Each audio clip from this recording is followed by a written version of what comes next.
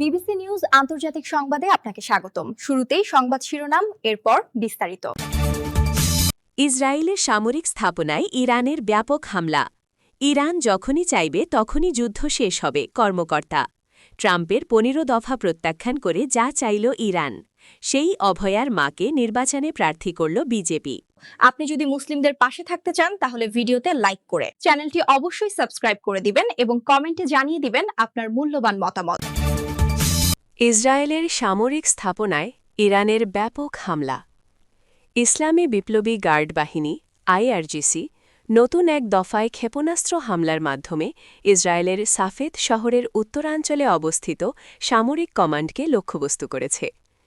IRGC বুধবার ২৫ March ঘোষণা করেছে তারা অপারেশন ট্রু প্রমিস ৪ এর অধীনে আমেরিকান ও জায়নবাদী শত্রুদের বিরুদ্ধে ৮০তম ধাপের প্রতিশোধমূলক হামলা চালিয়েছে।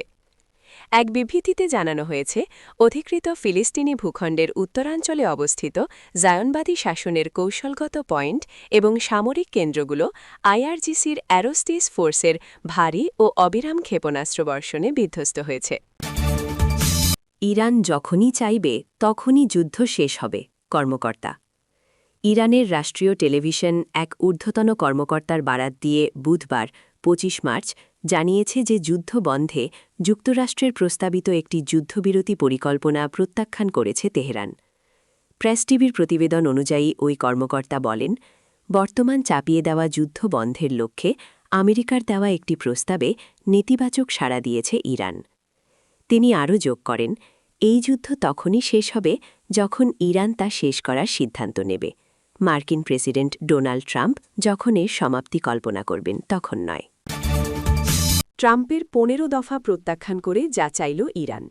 ইরানে আগ্রাসন বন্ধে মার্কিন প্রেসিডেন্ট ডোনাল্ড ট্রাম্পের দেয়া ১৫ দফা আলোচনার প্রস্তাব প্রত্যাখ্যান করে নতুন দাবি জানিয়েছে তেহরান।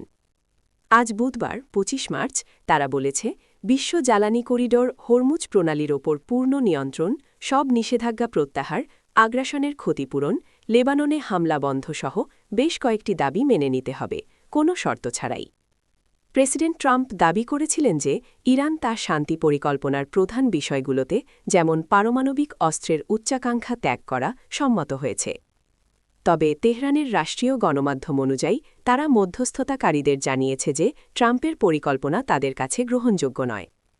ইরানি আইন প্রণেতারা এর পরিবর্তে নিজস্ব একটি চুক্তির প্রস্তাব দিয়েছেন, যেখানে হরমুজ প্রণালীর ওপর ইসলামী প্রজাতন্ত্রের পূর্ণ কর্তৃত্ব এবং এর পাশাপাশি বিদেশে তাদের ছায়া গোষ্ঠীগুলোর নিরাপত্তা নিশ্চিত করার কথা বলা হয়েছে। ইসলামী রেভলিউশনারি গার্ড কর্পস আইআরজিসি, যারা বর্তমানে তেহরানের শাসন ব্যবস্থায় প্রভাব বিস্তার করছে, ঘোষণা করেছে যে উপসাগরীয় অঞ্চল থেকে সব মার্কিন ঘাঁটি প্রত্যাহার এবং ইরানের ওপর হামলার ক্ষতিপূরণ না দেওয়া পর্যন্ত তারা তাদের অবস্থান পরিবর্তন করবে না।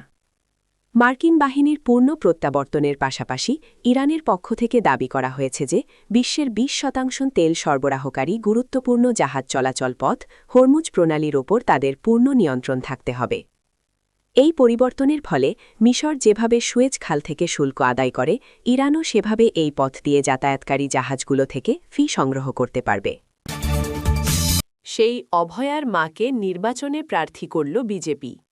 পশ্চিমবঙ্গের আসন্ন বিধানসভা নির্বাচনকে সামনে রেখে তৃতীয় দফার প্রার্থী তালিকায় বড় চমক দেখিয়েছে ভারতীয় জনতা পার্টি বিজেপি। উত্তর ২৪ পরগনার পানিহাটি কেন্দ্র থেকে আরজিকর কাণ্ডে নির্যাতিতা তরুণী অভয়ার মাকে প্রার্থী ঘোষণা করা হয়েছে। সংবাদ সংস্থা পিটিআইয়ের বরাতে জানা গেছে, এ ঘোষণার পর রাজনৈতিক মহলে ব্যাপক আলোচনা শুরু হয়েছে।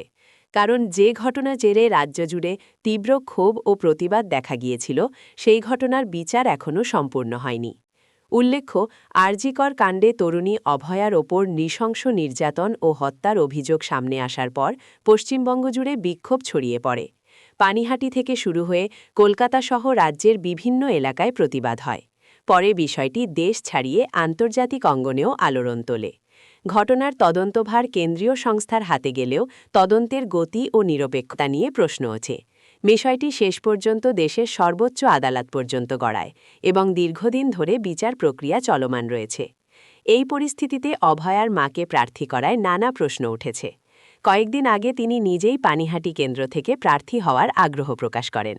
তার দাবি ছিল মেয়ের জন্য ন্যায় বিচার নিশ্চিত করতে হলে ক্ষমতার প্রয়োজন রয়েছে।